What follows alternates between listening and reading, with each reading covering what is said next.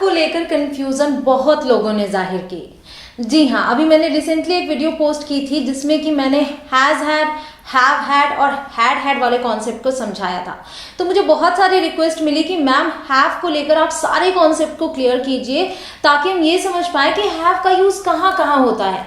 तो गाइज मैं आ गई हूँ एक ऐसी वीडियो लेके जिसमें आप हैव का पूरा ऑपरेशन देखेंगे, यानी कि हैव का हम कहाँ कहाँ यूज़ करते हैं सब कुछ आपको इस एक वीडियो में मिल जाएगा, लेकिन उसके लिए आपको वीडियो को एंड तक देखना होगा। तो गाइज हैव जो है उसके कई सारे यूसेज हैं इंग्लिश में। मैं अगर यूं कहूं तो गलत नहीं होगा कि 10 से भी ज्यादा यूसेज हैं। तो मैं आपको सारे के सारे यूसेज बताऊंगी, साथ ही साथ मैं आपको हैव और हैव गॉट को लेकर जो कंफ्यूजन होती है उसके बारे में भी बताऊंगी। तो वीडियो में आपको एंड तक जरूर से बने रहना है। Hey guys, my name is Kanchan and you are watching me on English Connection. तो गाइस सबसे पहले शुरुआत क्या करेंगे कि हैव को हम कितने तरीके से यूज करते हैं। तो सबसे पहले दो कैटेगरी में कैटेगराइज कर लेते हैं। तो पहला है एज एन ऑक्सिलरी वर्ब। अब ये जो ऑक्सिलरी वर्ब है इसे आप हेल्पिंग वर्ब भी बोल सकते हैं। So as a helping verb.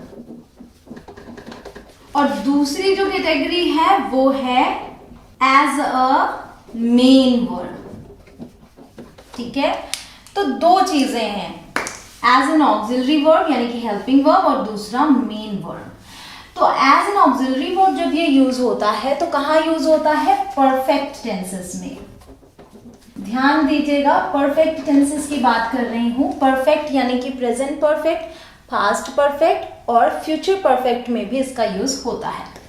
और जब हम मेन वर्ब की बात करेंगे तो बहुत सारे यूसेस हैं जो हम आगे सीखेंगे। सबसे पहले इसे कवर करते हैं कि एज ए हेल्पिंग वर्ब हम इसे कहाँ यूज करेंगे। अब मैं आपको सबसे पहले ये बता दूं कि इसकी कितनी फॉर्म्स होती हैं। तो आप इस चीज की गलती कभी मत कीजिएगा कि आप हैज को बेस फॉर्म समझें। ठीक है, आप ये समझिए हैव बेस फॉर्म है। ठीक है, बेस फॉर्म क्या है? हैव। और इसकी पास्ट और पास्ट पार्टिसिपल फॉर्म यानी कि सेकेंड और थर्ड फॉर्म क्या है? हैव। तो सेकेंड फॉर्म हैव और थर्ड फॉर्म भी हैव। अब ये हैज कहाँ यूज होता है? ये सिंगुलर के साथ यूज होता है। सिंगुलर जब सब्जेक्ट हो और वो भी प्रेजेंट में।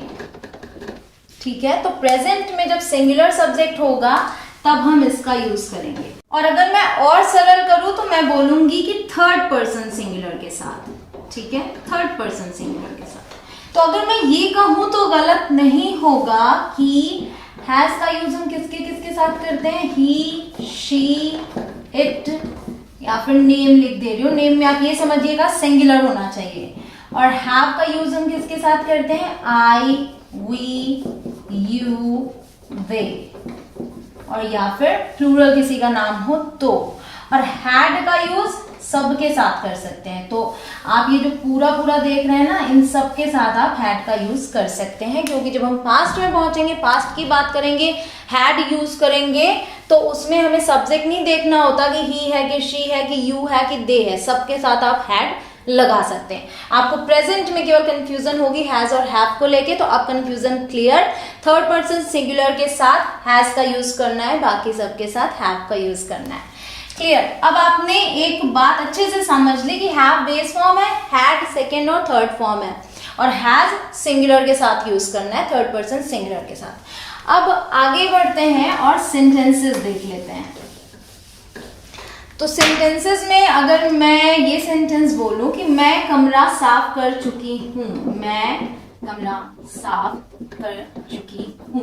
ठीक है, ये प्रेजेंट परफेक्ट का सेंटेंस है। तो इसमें मैं बनाऊंगी आई के साथ क्या आएगा?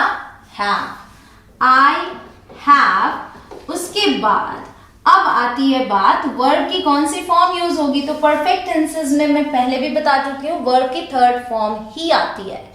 तो इसके बाद वर्ब की थर्ड फॉर्म ही आएगी, चाहे हैज हो, चाहे हैव हो, चाहे हैड हो, सब के बाद वर्ब की थर्ड फॉर्म आनी है। इस बात का आप ध्यान रखिएगा। तो क्लीन होता है साफ करना और उसकी थर्ड फॉर्म है क्लीन्ड।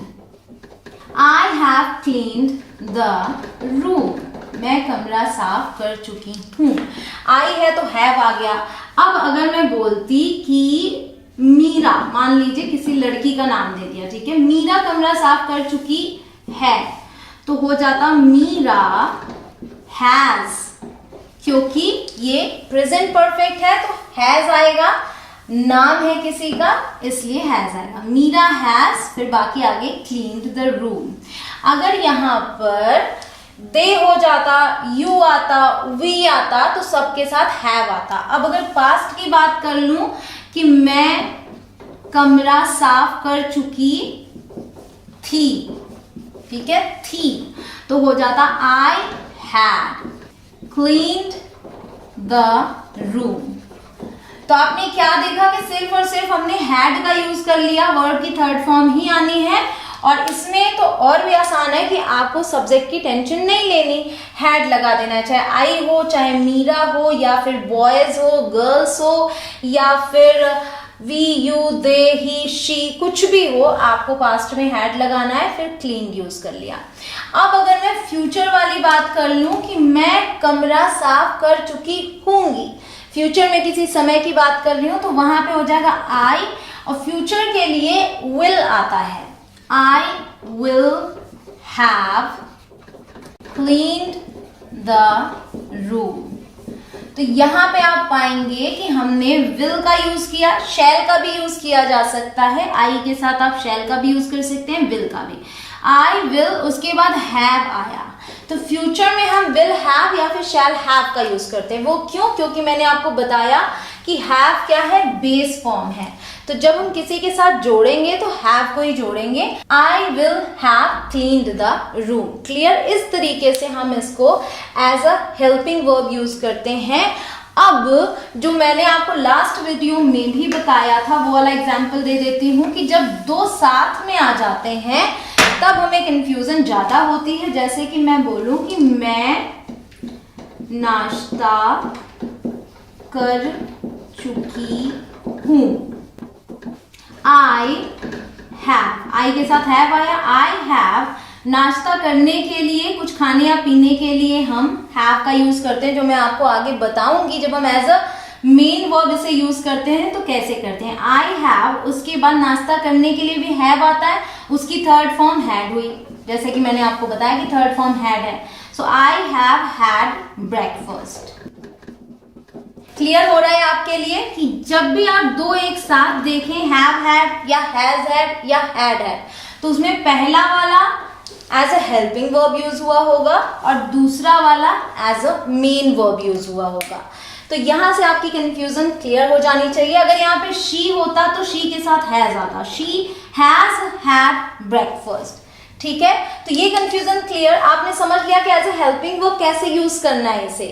हमेशा याद रखिएगा कि आपको थर्ड फॉर्म में जो सेकेंड पार्ट में आएगा वो हैड ही आएगा, क्योंकि वर्ब की थर्ड फॉर्म यूज होती है। अब हम सीखते हैं कि एज अ मेन वर्ब हम इसे कैसे यूज करते हैं। ठीक है, आपने फर्स्ट सेकेंड थर्ड फॉर्म समझ ली, किसके साथ हैव आएगा किसके साथ हैज आएगा वो भी समझ लिया।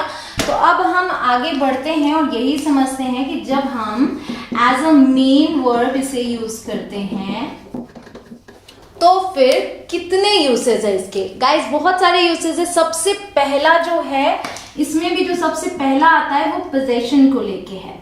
ठीक है, जब आप कोई चीज पोजेस करते हैं यानी कि ओन करते हैं, आपके पास होती है, तब आप इसका यूज करते हैं। जैसे कि आई हैव अ कार।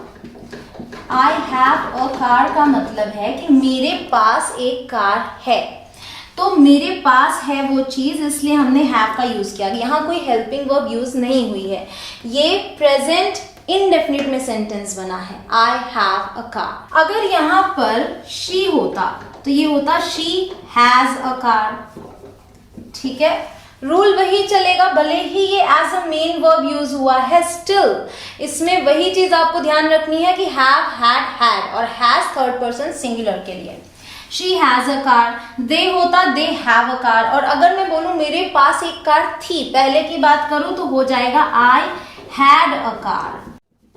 तो पास्ट के लिए हमने सेकेंड फॉर्म यूज किया, जैसे कि पास्ट सिंपल में यूज करते हैं।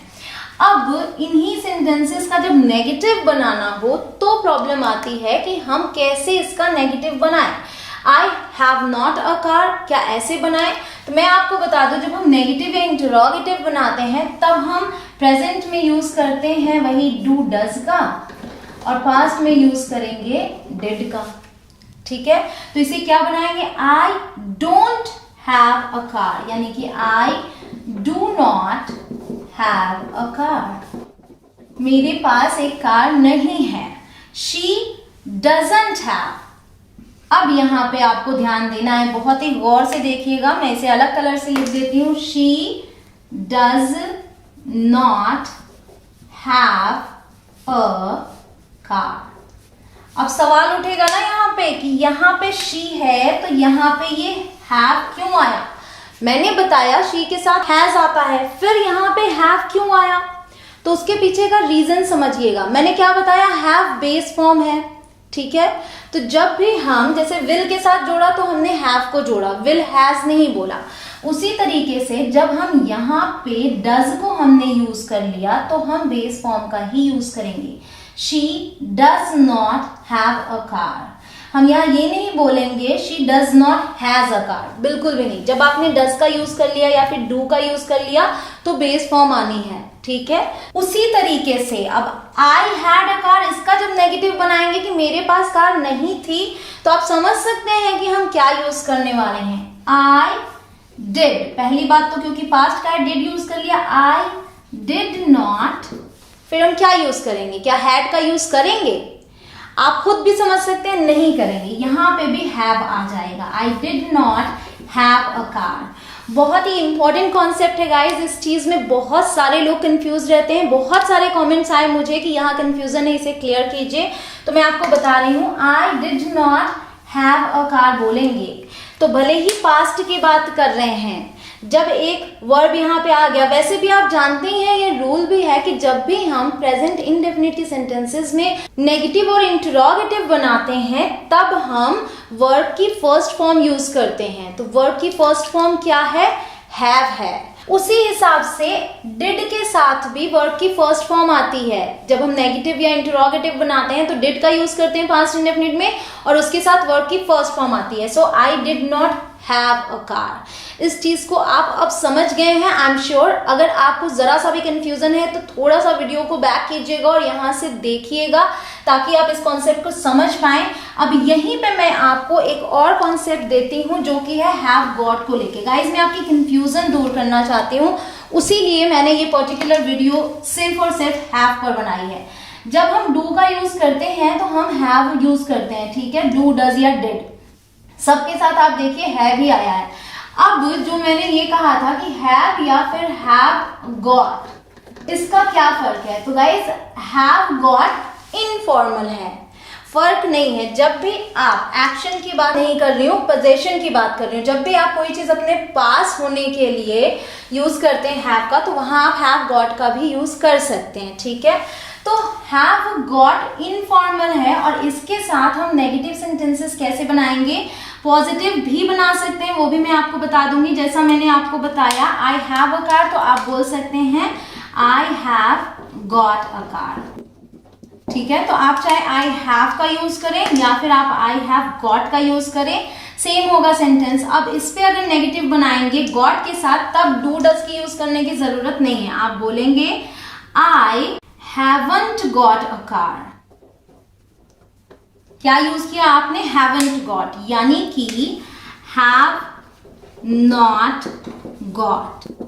सो I have not got a car, इस तरीके से भी आप बोल सकते हैं। चाहे आप बोले I haven't got a car, चाहे आप बोले I don't have a car, दोनों का मतलब सेम है। इसी तरीके से अगर शी के साथ बनाएंगे तो शी हैजंट। अब यहां पे जब आप नेगेटिव बना रहे हैं हैज के साथ ही, she hasn't got a car. तो चाहे आप बोले she does not have a car, चाहे आप बोले she has not got a car, दोनों का मतलब सेम होगा। क्लियर? आई होप कि अब आप इस चीज को लेकर कभी भी कंफ्यूज नहीं होंगे कि किस तरीके से हैज और हैव का यूज करना है। शी के साथ हैज कब आता है और शी के साथ हैव कब आ जाता है, और साथ ही साथ हैव और हैव गॉट में क्या फर्क है ये भी आपने समझ लिया। अब आगे बढ़ते हैं और यूसेज देखते हैं कि as a main verb position और ओन के अलावा हम और कहाँ कहाँ इसे यूज करते हैं। तो वीडियो में आप एंड तक जरूर बने रहिए, बहुत ही इंपॉर्टेंट और अच्छे टिप्स आप इसमें सीखने वाले हैं। तो गाइज दूसरा जो यूज है हैव का एज अ मेन वर्ब वो है इलनेस को लेकर, ठीक है। इलनेस है या फिर पेन है तो आप हैव का यूज करते हैं। जैसे अगर आपको कहना हो मेरे सिर में दर्द है तो आप क्या बोलेंगे, आई हैव अ हेडेक। हेडेक का मतलब होता है सिर में दर्द होना, आई हैव अ हेडेक। मुझे जुकाम है तो आप क्या बोलेंगे, आई हैव अ कोल्ड। तो यहां भी मैं आपको बता दूं कि आई हैव गॉट का भी यूज कर सकते हैं। तो अगर आपको हैव और हैव गॉट पे डिटेल में जानना है कि इन दोनों के बीच का क्या फर्क है तो मैंने एक सेपरेट वीडियो ऑलरेडी बनाई हुई है हैव और हैव गॉट को लेके। इस वीडियो को देखने के बाद उसे आप जरूर से देख लीजिएगा। अगर पास्ट की बात करनी हो, तुम्हें जुकाम था तो आप क्या बोलेंगे, यू पास्ट के लिए क्या यूज करेंगे, had. You had a cold. अगर आपको बोलना है उसे दिल की बीमारी है, शी हैज, यहां पे हैज आ जाएगा शी के साथ, she has a heart disease. ठीक है, ध्यान दीजिएगा इसे हम हार्ट पढ़ते हैं, बहुत लोग इसे हर्ट पढ़ते हैं, वो गलत है, हार्ट। तो अब आपने देखा इलनेस और पेन के लिए हमने हैव का यूज किया। अब इसके आगे जो यूज है नंबर 3 वो है खाने पीने के लिए। तो खाने पीने के लिए जैसे आप ईट और ड्रिंक का यूज करते हैं उसी तरीके से आप हैव का यूज कर सकते हैं। नंबर 3 इज टू ईट और ड्रिंक। अब आप एक चीज का ध्यान रखिएगा, अभी तक हम पजेस और इलनेस बता रहे थे, यहाँ एक्शन वर्ब्स नहीं थे, ये भले ही मेन वर्ब की तरीके से यूज हो रहे थे बट एक्शन वर्ब्स नहीं थे। जब हम एक्शन वर्ब्स की बात करेंगे तो हम हैविंग भी यूज कर सकते हैं, यानी कि हैव में आईएनजी जोड़ के एक्शन में इसे हम कंटिन्यूअस फॉर्म में यूज कर सकते हैं। तो जैसे अगर मैं बोलूं मैं नाश्ता कर रही हूं तो मैं बोलूंगी आई एम लगा दूंगी, क्योंकि प्रेजेंट में वो काम चल रहा है, मैं ये बोल रही हूं आई एम, उसके बाद मेन वर्ब हैव में आईएनजी लगा दिया, हैविंग हो गया। तो जैसा कि मैंने बताया खाने या पीने के लिए आप हैव का यूज कर सकते हैं। सो आई एम हैविंग ब्रेकफास्ट, मैं नाश्ता कर रही हूं। खाना खा लो तो आप बोलेंगे हैव द फूड, खाना खा लो। पानी P low, have the water. चलो साथ में खाना खाते हैं, let's have lunch together, let's have। तो अगर आपको किसी से ये पूछना हो तुमने नाश्ते में क्या खाया था, what did you have for breakfast, lunch की बात कर रहे हैं तो लंच। तो इस तरीके से आप हैव का यूज खाने पीने के लिए कीजिए, ये एडवांस इंग्लिश भी लगती है और साथ ही साथ काफी ज्यादा इंपॉर्टेंट भी है। Number 4 is actions. एक्शंस में जो आप रूटीन एक्टिविटीज होती है ना आपकी, जैसे रूटीन एक्टिविटीज हो गए या फिर जो हाइजीन से रिलेटेड होते हैं, ठीक है, तो वो इसमें आते हैं। अब जैसे कि आप नहाने के लिए भी यूज कर सकते हैं, I have a bath every day, मैं रोज नहाती हूं। So I have a bath, I have a shower. उसके अलावा शी हैज अ स्विम, तैरने के लिए भी हम इसे यूज कर सकते हैं। You need to have a shave, shaving जो होती है दाढ़ी बनाना, तुम्हें दाढ़ी बनवाने की जरूरत है, you need to have a shave. इस तरीके से आप मसाज के लिए भी यूज कर सकते हैं, you should have a massage. तो मसाज हो गया, शेव हो गया, बाथ, शावर, स्विम। इवन आप सोने के लिए, आराम करने के लिए, वो भी डेली रूटीन में आता है, इसके लिए भी यूज कर सकते हैं। जैसे कि अगर आपको बोलना हो कि वह आराम कर रही है तो आप बोलेंगे she is having a rest. Have a nap, थोड़ी देर सोने के लिए भी आप यूज कर सकते हैं हैव अ नैप, थोड़ा सो लो, हैव अ रेस्ट, आराम कर लो। आप इस तरीके से भी पूछ सकते हैं did you have a good night sleep, जब कोई सुबह उठता है did you have a good night sleep, क्या आपको अच्छी नींद आई, तो आप हैव का यूज करते हैं स्लीप के लिए। नंबर 5 इज एक्सपीरियंसेस और एक्टिविटीज। सो एक्सपीरियंसेस, जैसे कि आप कहते हैं ना कि हमने बहुत अच्छा समय बिताया, तो आप क्या बोलेंगे वी हैड, हैव की second form, we had a great time. ये आपका एक्सपीरियंस था जो कि आप शेयर कर रहे हैं, we had a great time, इस तरीके से आप बताते हैं। सो हैव का यूज। इसी तरीके से मान लीजिए आपने कोई सपना देखा, सपना भी एक एक्सपीरियंस ही होता है, तो आप क्या बोलेंगे आई हैड अ ड्रीम, मैंने एक सपना देखा। तो सपना देखने के लिए भी हैव का यूज हो सकता है। मैं आजमाना चाहूंगा, I would like to have a try. तो आप एक्सपीरियंस करना चाहते हैं तो आप हैव और ट्राई भी बोल सकते हैं। साथ ही साथ आप एक्टिविटीज के लिए भी इसे यूज करते हैं, जैसे कि we are having a party, हम पार्टी कर रहे हैं, we are having a party. So party के लिए भी आप हैव का यूज कर सकते हैं। इसी तरीके से I had a wonderful experience. So आपने क्या देखा कि आप कई तरीकों से यूज कर सकते हैं इस हैव को। आई हैड अ वंडरफुल एक्सपीरियंस। तो नंबर 6 में आप सीखने वाले हैं कि टाइम के लिए हम इसे यूज करते हैं। टाइम के लिए क्या यूज करते हैं, जैसे आपको बोलना हो कि क्या आपके पास समय है, तो आप क्या बोलेंगे डू यू हैव टाइम, है ना। इसी तरीके से पूछेंगे ना डू यू हैव टाइम, तो हैव का यूज हुआ। इसी तरीके से अगर आपको बोलना है मेरे पास समय नहीं है, आई डोंट हैव टाइम। आप साथ ही साथ ये भी बोलते हैं हैव अ नाइस टाइम, है ना, हैव अ नाइस टाइम, आपका समय शुभ हो।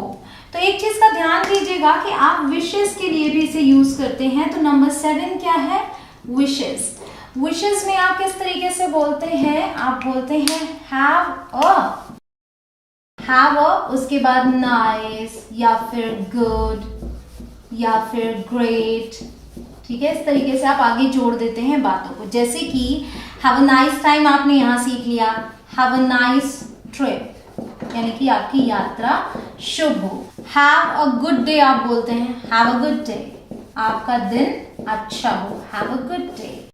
Have a great day ahead या फिर have a great time ahead, यानी कि आगे जो समय आ रहा है वो आपके लिए काफी अच्छा हो, have a great time ahead, have a great day ahead. इस तरीके से आप विशेष के लिए हैव से शुरुआत करते हैं, अ लगाते हैं, उसके बाद वो वर्ड्स लगाते हैं जो आप बोलना चाहते हैं। नंबर 8 बहुत ज्यादा इंपॉर्टेंट है, जिसमें आप कंफ्यूज भी रहते हैं, हैव टू डू समथिंग। इस तरीके से आप कई बार देखते हैं और कंफ्यूज भी रहते हैं कि इसका क्या मतलब है। हैव टू का यूज बेसिकली मैं बता रही हूँ, हैव टू डू समथिंग। ये हम कब यूज करते हैं, जब हमको ये बोलना हो करना है या फिर करना पड़ता है। और कभी कभी करना पड़ेगा के सेंस में भी यूज होता है, और यहाँ हम विल का यूज नहीं करते। यहाँ हम ये करना पड़ेगा इस हिसाब से यूज करते हैं कि जरूरी है, करना पड़ेगा। ये नहीं कि वहां पे हम फ्यूचर की बात कर रहे हैं इस गा से। जैसे कि अगर आपको ये बोलना है कि तुम्हें पढ़ना पड़ेगा, दैट डजंट मीन कि फ्यूचर में पढ़ना पड़ेगा। जैसे मान लीजिए कोई पढ़ाई नहीं कर रहा है और वो ये बोल रहा है कि कब तक मुझे पढ़ना है, तो आप बोल सकते तुम्हें पढ़ना पड़ेगा। अगर तुम्हें डॉक्टर बनना है, इंजीनियर बनना है, ये करना है, वो करना है, तो तुम्हें पढ़ना पड़ेगा। तो वहां आप बोलेंगे यू हैव टू स्टडी, ठीक है। वहां विल की जरूरत नहीं है, इस चीज को समझना जरूरी है। अब इसी तरीके से करना है, करना पड़ता है इसके सेंस में, तो तो यहाँ जो करना है या करना पड़ता है, एक तो है कि जैसे आपको बोलना है मुझे जाना है, तो आप बोलते हैं आई हैव टू गो। तो ध्यान दीजिएगा, हैव टू के बाद हम वर्ब की फर्स्ट फॉर्म यूज कर रहे हैं, ठीक है। यहाँ भी हैव टू के बाद वर्ब की फर्स्ट फॉर्म आई है, आई हैव टू गो, मुझे जाना है। और मान लीजिए आप ये कहते हैं कि मुझे अंग्रेजी सीखनी है, so I have to learn English. अब अगर आप ये बोलते हैं कि मुझे ये आज सीखना है, तो आप बोलते हैं I have to learn this today. लेकिन अगर आप ये बोलते हैं मुझे ये हर रोज सीखना पड़ता है, तब भी आप हैव टू का ही यूज करेंगे। ये डिपेंड करता है, आप कॉन्टेक्स्ट को समझ सकते हैं। जैसे कि अगर मैंने ये बोल दिया I have to learn this every day, मुझे ये हर दिन सीखना है या फिर मुझे ये हर दिन सीखना पड़ता है, दोनों की इंग्लिश गाइस सेम होगी। आपको कॉन्टेक्स्ट के अकॉर्डिंग ये समझना होगा। जैसे कि अगर आप पास्ट की बात करें तो आप बोलेंगे I had to learn this every day, मुझे ये हर रोज सीखना पड़ता था। ये रहा नंबर 9, हैव समथिंग डन। इसका मतलब हो गया कुछ करवाना, या फिर आप कह लीजिए किसी से कुछ करवाना। जैसे कि मान लीजिए मैं बालों की बात करूं तो आप अपने बाल खुद नहीं काटते ना, आप अपने बाल कटवाते हैं। तो अगर मैं पूछूं क्या तुमने बाल कटवाए हैं, तो मैं पूछूंगी have you had your hair cut. तो क्या यूज किया, हैड, यानी कि हैव की थर्ड फॉर्म। सो सिंपली अगर ये क्वेश्चन थोड़ा सा आपको बड़ा लग रहा हो तो आप इस तरीके से समझिए, हैव योर हेयर कट, मतलब कि अपने बाल कटवा लो। So have your hair cut. या फिर आप ऐसे भी बोलते हैं I am going to have my hair cut, मैं अपने बाल कटवाने जा रहा हूं। तो बाल कटवाने के लिए हैव, क्योंकि ये कोई और करेगा, ये आप खुद से नहीं करेंगे। इसी तरीके से मान लीजिए नॉर्मल सेंटेंस इस तरीके से ले सकते हैं कि can you have it done, क्या तुम ये करवा सकते हो। Can you have it fixed, क्या तुम ये ठीक करवा सकते हो। Can you have it fixed. तो इस तरीके से जब कोई काम किसी और के जरिए आप करवाते हैं तो आप हैव समथिंग डन वाला कॉन्सेप्ट लीजिए, हैव का यूज कीजिए, फिर उस चीज के बारे में, फिर वर्ब की third form. So number 10 is to give birth. ध्यान दीजिएगा, यानी कि जन्म देना। जन्म देने के लिए भी हम हैव का यूज करते हैं।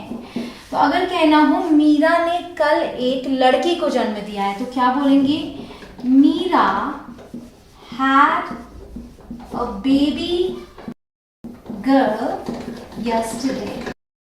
तो यहाँ पे had a baby मतलब कि एक बेबी को जन्म दिया है। सो हम to give birth के लिए भी इसे यूज करते हैं।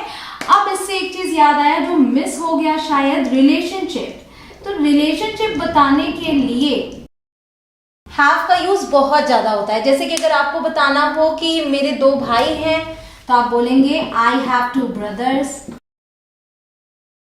यही नहीं, आप किसी नोन पर्सन के लिए भी इसका यूज कर सकते हैं। जैसे आपको बोलना हो कि मेरी एक दोस्त है, आई हैव अ फ्रेंड, उसके 2 मित्र हैं, तो यहाँ पे ही आया, ही के साथ हम हैज का यूज करेंगे, ही हैज 2 फ्रेंड्स। तो इस कॉन्टेक्स्ट के लिए भी आप इसका यूज करते हैं। इसके साथ साथ एक और है जो कि आप अपने बॉडी पार्ट्स के बताने के लिए भी यूज करते हैं, ठीक है। सो बॉडी पार्ट्स के लिए जैसे कि आपको बताना है कि मेरी 2 आंखें हैं, तो आप बोलेंगे आई हैव 2 आईज। मेरी नाक बड़ी है, दैट्स ट्रू, उसके लिए I have a big nose. ठीक है, तो जब आप अपने बॉडी पार्ट्स के बारे में बात करते हैं तो भी हैव का यूज करके बना सकते हैं, बोल सकते हैं। साथ ही साथ आप हैव गॉट का भी यूज इस कॉन्टेक्स्ट में कर सकते हैं। Now number 13 is conversations and interactions. तो कॉन्वर्सेशन के लिए भी हम हैव का यूज करते हैं। जैसे कि अगर आपको किसी से ये बोलना हो क्या हम बात कर सकते हैं, तो आप इस तरीके से पूछ सकते हैं, can we have a word ठीक है, ये कॉन्वर्सेशन के लिए है। इसी तरीके से अगर आप किसी से बोलते हैं have a chat with him, have a chat with him, उससे बात करो। इसी तरीके से अगर आप किसी को ये भी बोलते हैं ना हैव अ लुक, मतलब कि एक बार देखो, हैव अ लुक, तो इस तरीके से आपने इन्हें यूज किया। Next is accidents, problems, difficulties. तो ये जब एक्सपीरियंस आप करते हैं, कोई डिफिकल्टी, कोई प्रॉब्लम या फिर कोई एक्सीडेंट ही होता है, तो भी आप हैव का यूज करते हैं। जैसे कि अगर आपको ये बोलना हो उसके साथ दुर्घटना हो गई, तो आप बोलेंगे he had an accident.